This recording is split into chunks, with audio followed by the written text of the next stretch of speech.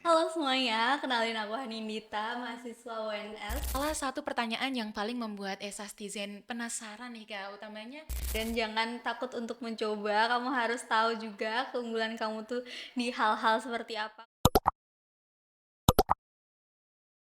Hai Estizen, kita akhirnya dapat berjumpa kembali ya di episode kedua dari Esas Podcast. Tentunya perlu dicatat nih bahwa program inspiratif, edukatif, dan inovatif satu ini akan hadir menemani weekend teman-teman setelah satu pekan kuliah yang mungkin melelahkan ya.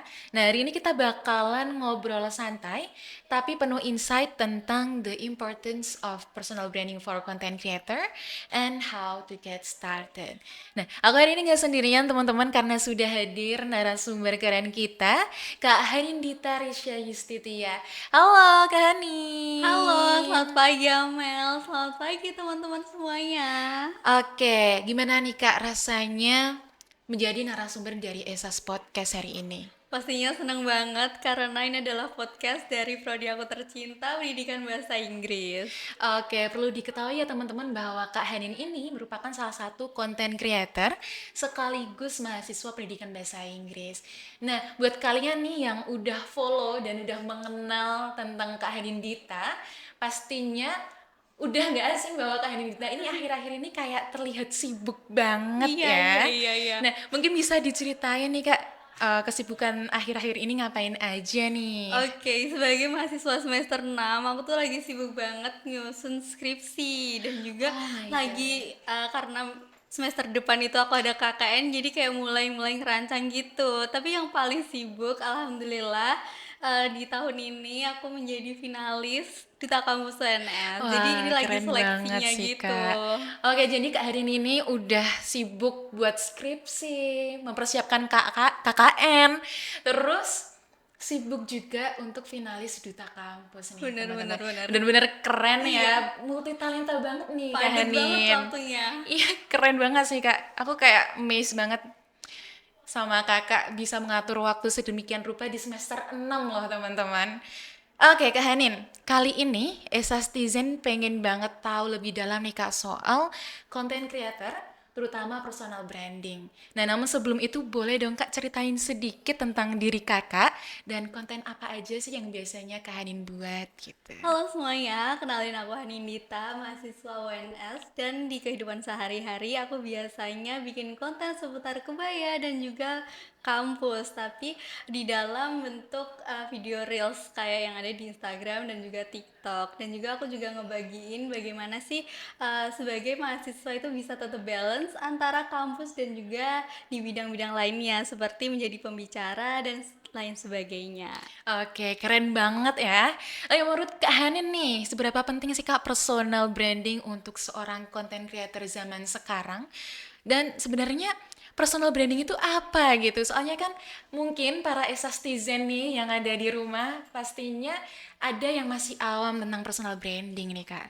Oke, jadi personal branding ini singkatnya adalah bagaimana sih orang mendeskripsikan kamu gitu. Oke, Apalagi di zaman digital sekarang itu udah banyak konten kreator kan. Kita iya lihat bener di banget. TikTok udah banyak banget orang jadi TikTokers. Nah, bagaimana sih kamu bisa menonjol di antara mereka semua ini dan pastinya kamu harus punya namanya ciri khas dan juga pembeda. Nah, itu adalah personal branding kamu yang membedakan kamu dengan konten-konten kreator yang lain. Oke, jadi ya personal branding dari Kak Hanin sendiri adalah berkebaya ya teman-teman. Jadi Kak Hanin ini sekaligus memperkenalkan salah satu budaya Indonesia, salah satunya adalah pakaian Kebaya, kebaya. bener banget. Oke, kalau flashback sedikit nih Kak, kapan sih pertama kali sadar kayak misal wah kayaknya aku harus mulai membangun personal branding nih atau kayaknya aku udah harus mulai buat jadi content creator gitu. Oke, sebenarnya jadi content creator itu adalah mimpi aku dari zaman SMA gitu. Oh Karena aku tuh iya. bener-bener berjuang banget buat masuk kuliah sampai aku gap year.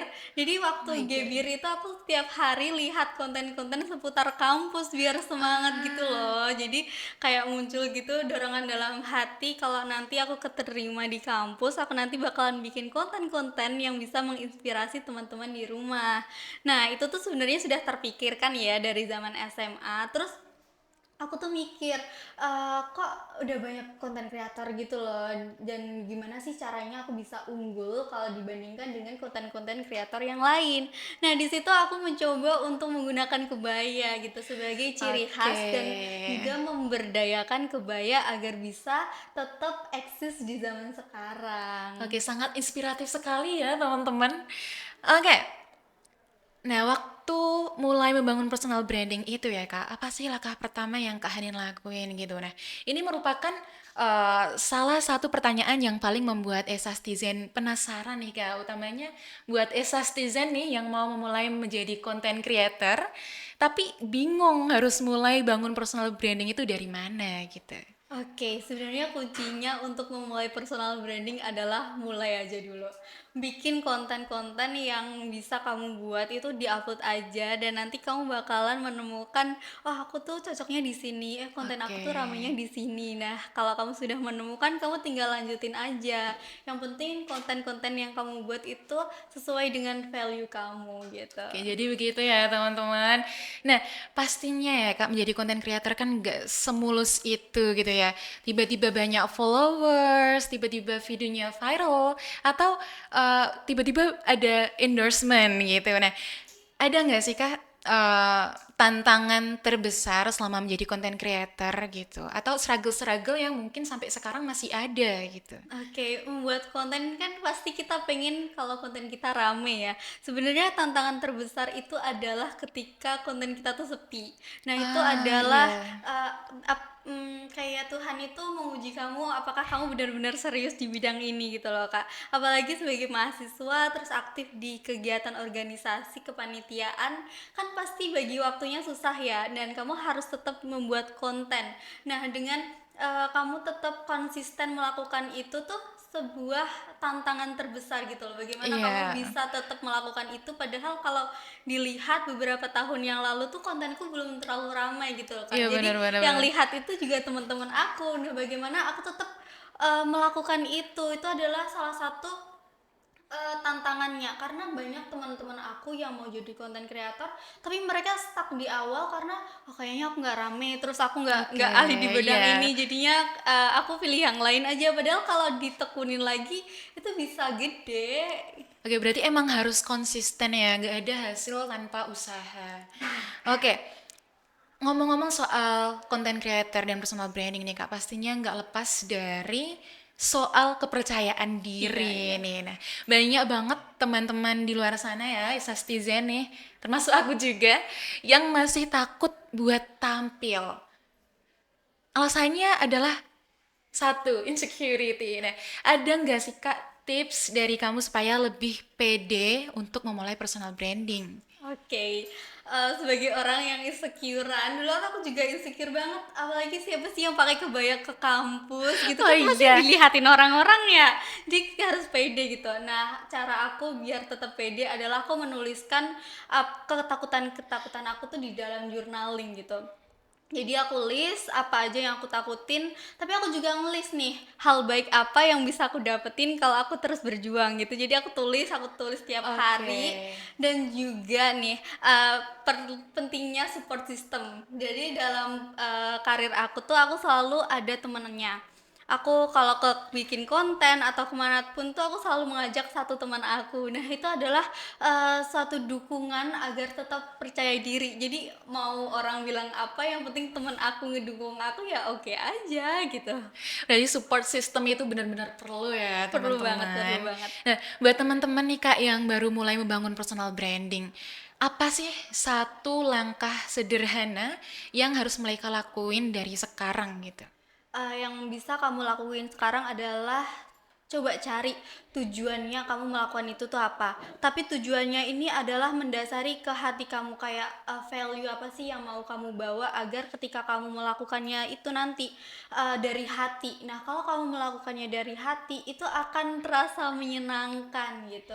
Dan juga setelah kamu menuliskan, coba kamu cari tokoh-tokoh inspiratif yang ada di dalam value itu dan juga kamu bisa tempel di kamar atau biar agar kamu bisa melihatnya setiap hari gitu. Jadi terafirmasi bahwa aku harus seperti dia gitu dan juga mulai untuk mengenal diri kamu. Kamu itu lebihnya di mana agar bisa dikembangkan, dan juga mulai untuk take action untuk mengembangkan potensi kamu. Karena kalau kita cuma mikir aja dan tidak take action itu ya percuma, nggak ada Iya, hasilnya. pokoknya mulai dulu aja lah ya. Benar-benar. Oke, terakhir nih Kak Hanin, ada pesan khusus nggak buat para konten kreator pemula nih yang lagi berjuang buat membangun personal branding mereka? Halo Citizen yang mau mengembangkan diri menjadi content creator, aku mau kalian menentukan tujuan gitu loh. Apa sih sebenarnya yang mau kamu capai dengan membuat konten itu? Pastikan dari hati agar kamu bisa menjalaninya dengan bahagia dan juga ada value yang kamu bawa di konten-konten tersebut.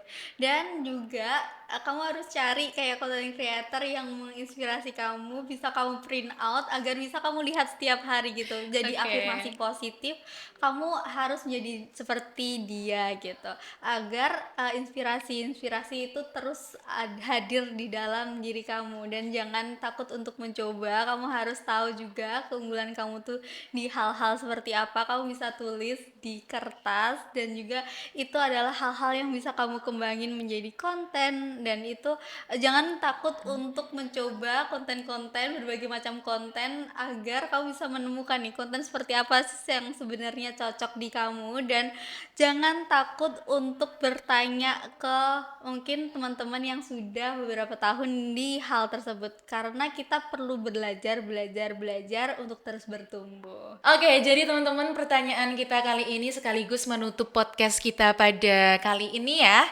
Dan ini benar-benar daging banget pembicaraan kita hari ini, ngobrolnya juga seru banget dan enjoy banget.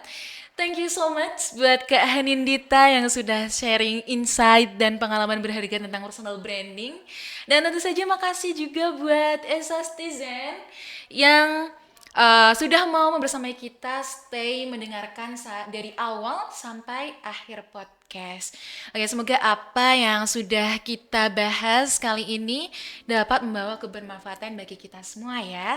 Nah, jangan lupa untuk teman-teman nih yang belum follow, untuk segera follow podcast ini supaya nggak ketinggalan episode-episode inspiratif lainnya. Terima kasih, sampai jumpa di episode-episode berikutnya. Bye-bye! Bye bye.